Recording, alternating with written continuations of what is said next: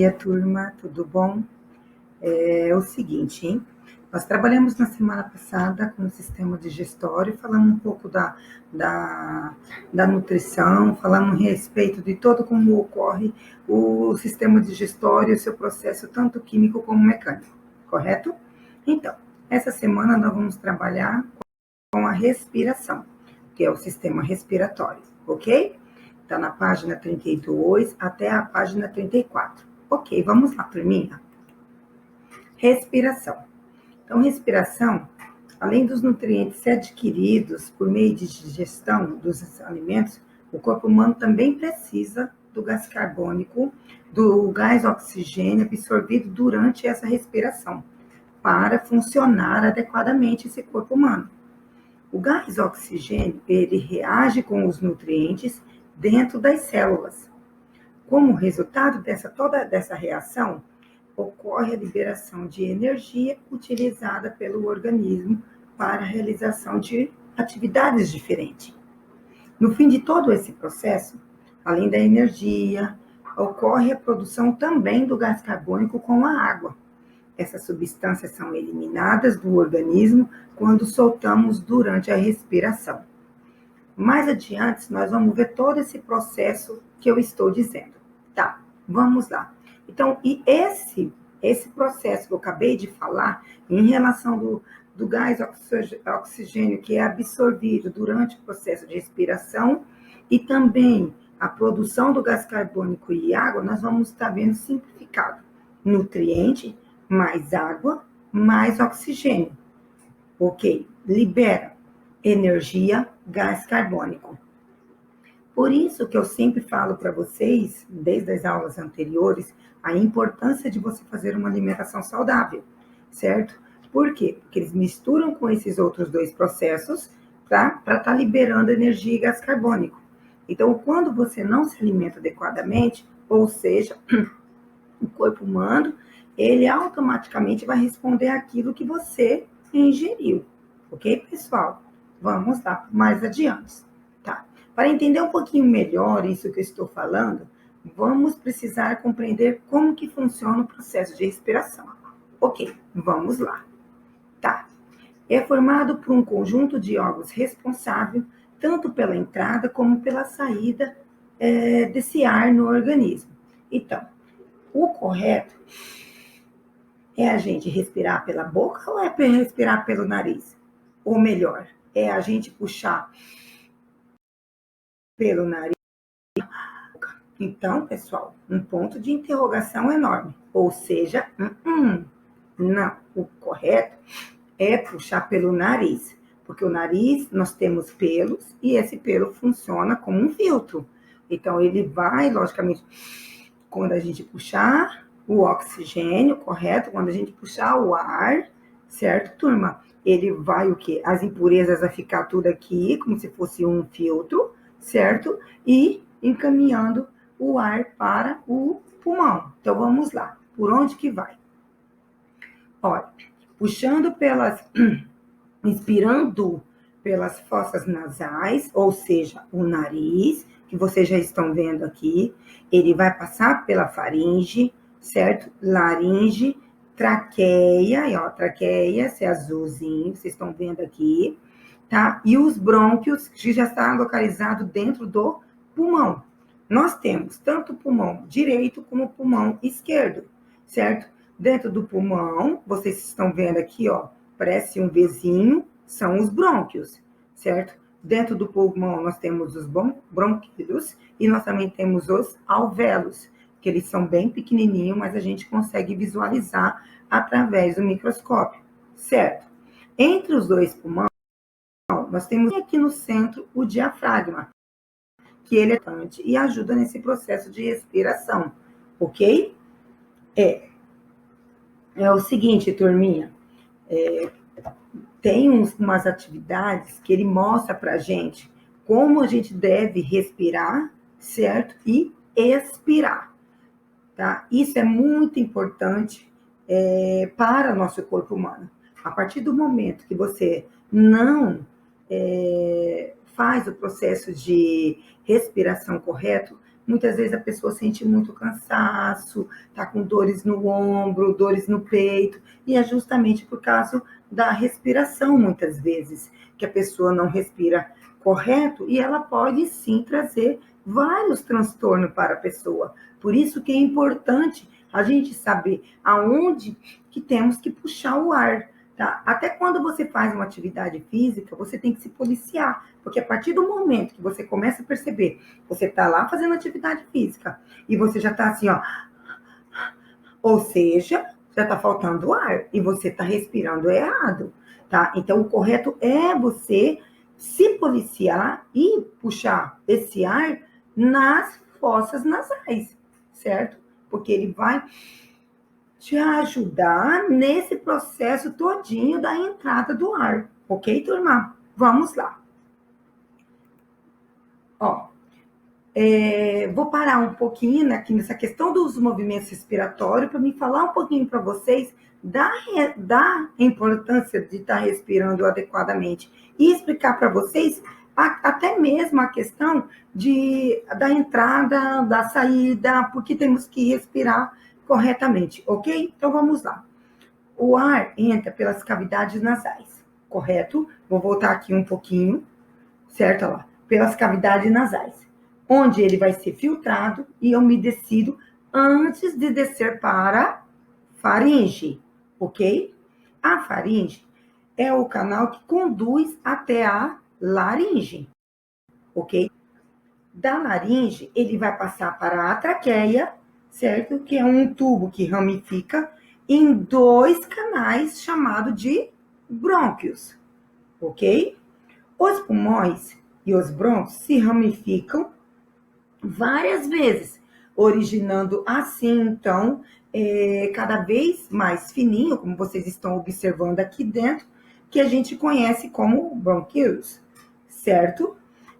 Que terminam em pequenas bolsas de ar, né, coberta por muitos vasos sanguíneos. Esses vasos sanguíneos aqui que vocês estão vendo pequenininho é chamado de alvéolos pulmonares, ok? Os alvéolos pulmonares ocorre a passagem aqui que vai ocorrer a passagem do oxigênio do ar para o sangue e a passagem do gás carbônico do sangue para todo o pulmão. Voltando, desculpa. Aqui. Para todo o pulmão. Ok. Então, o seguinte, onde será eliminado, então, esse ar?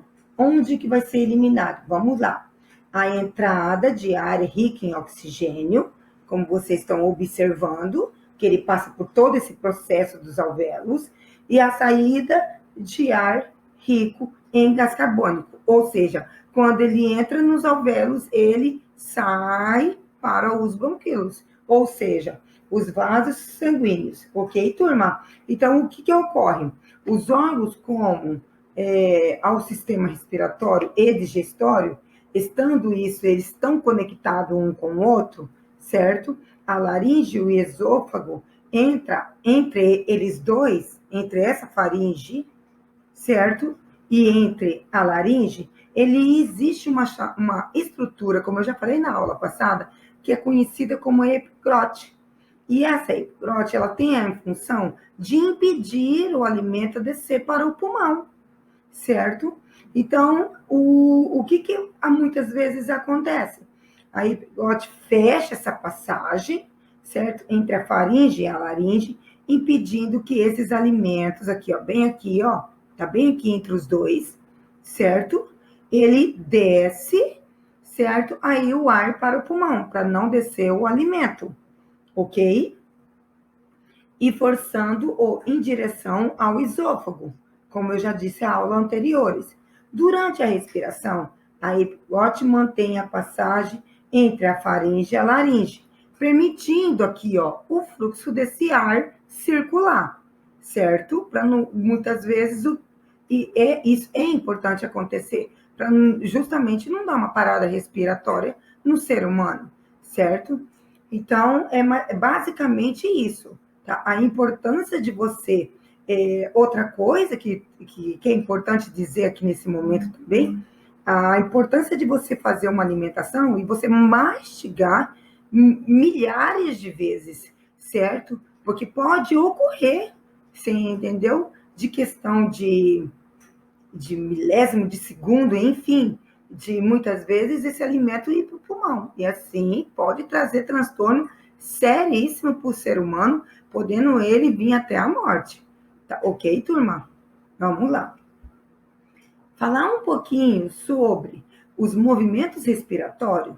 Nós conhecemos dois tipos de movimentos: inspiração e expiração. Inspiração, automaticamente você já está falando, é a entrada do ar.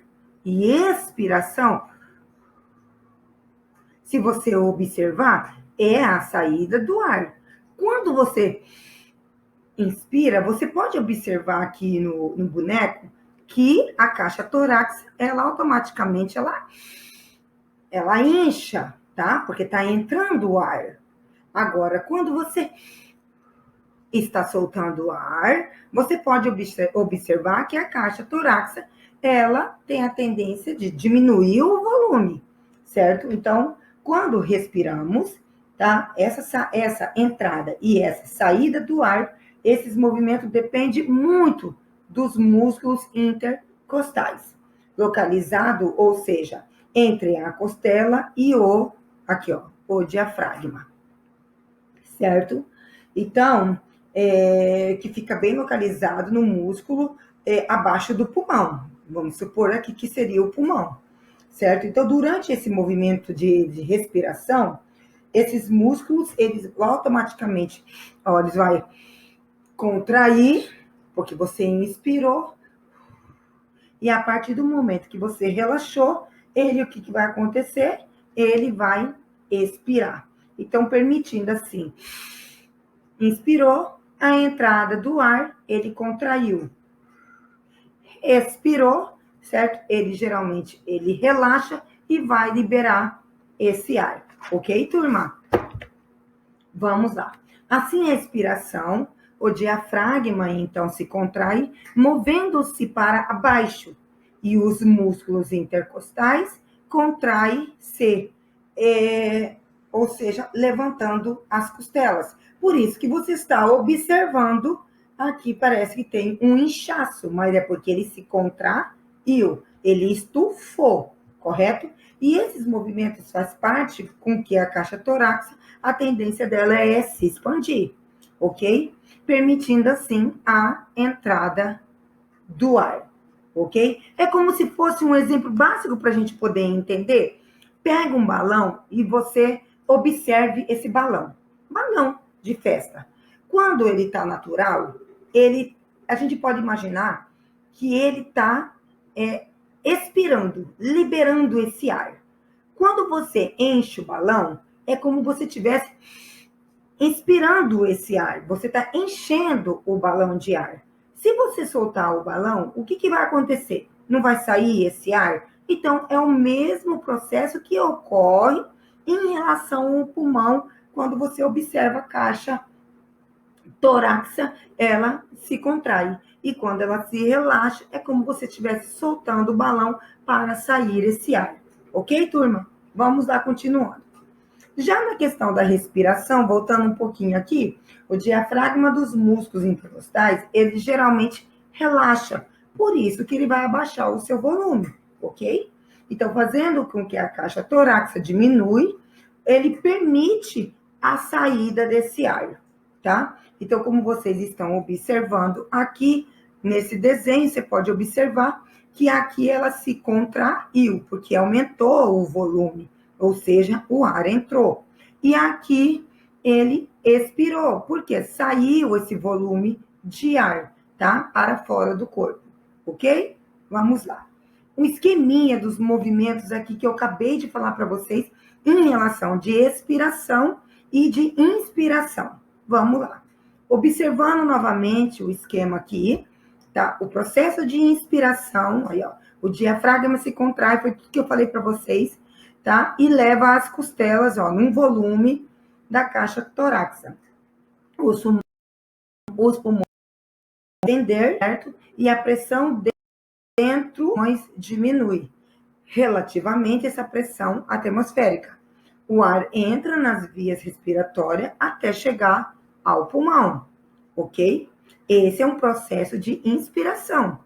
O processo de expiração, já o diafragma, ele relaxa, você pode ver que ele se relaxa, certo? A gente tem a sensação que está até diminuindo de tamanho, e os músculos intercostais também vão se relaxar abaixo as costelas e o volume, logicamente, vai se diminuir.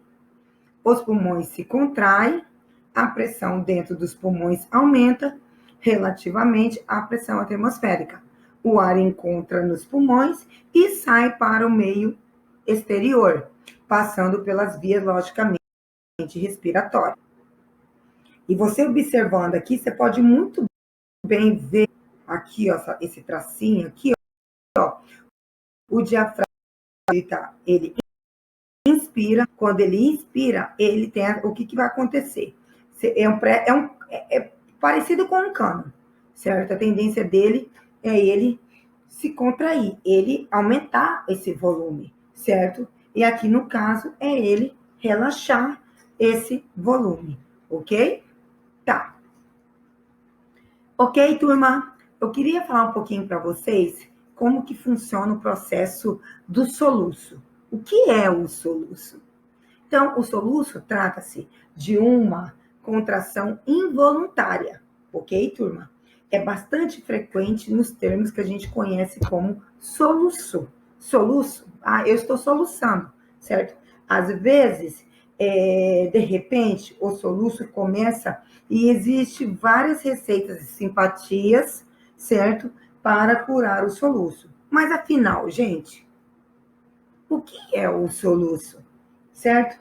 É causado por espasmos, ou seja, contração involuntária, que eu acabei de falar para vocês, certo? Do diafragma. Como já vimos, o diafragma e os músculos do sistema respiratório que auxilia nessa inspiração e nesse processo de respiração, ok?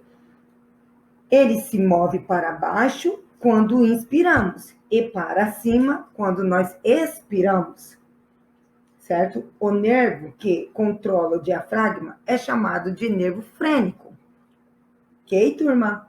Às vezes, esse nervo pode ser irritado e o controle do movimento do diafragma, ele fica o quê? Comprometido. Quando ele fica comprometido, o resultado, então, no espasmo, o que acontece? A inspiração, ela fica muito rápida, curta, e o fechamento do epigrote, certo? A válvula fica, então, a faringe bloqueando, certo? Essa passagem, você entendeu? Então, assim, produzindo som de soluço, certo? Então, muitas vezes, nossa, professora, então eu entendi. Na verdade, o processo de inspiração e o processo de respiração, eles não são rápidos, não, certo? Quando acontece da inspiração, ela ficar muito rápida, é como tivesse bloqueando essa passagem de respiração. E assim, a partir desse momento, ele começa a produzir um som. Quando ele começa a produzir o som, ou seja, isso já é um soluço. Ele pode acontecer isso em várias causas, certo? Mais comum geralmente é quando o estômago está cheio de comida, ou até mesmo o cheio de ar, e nesse caso o soluço ele passa depois de alguns minutos, certo? Mas existe alguns casos que muitas vezes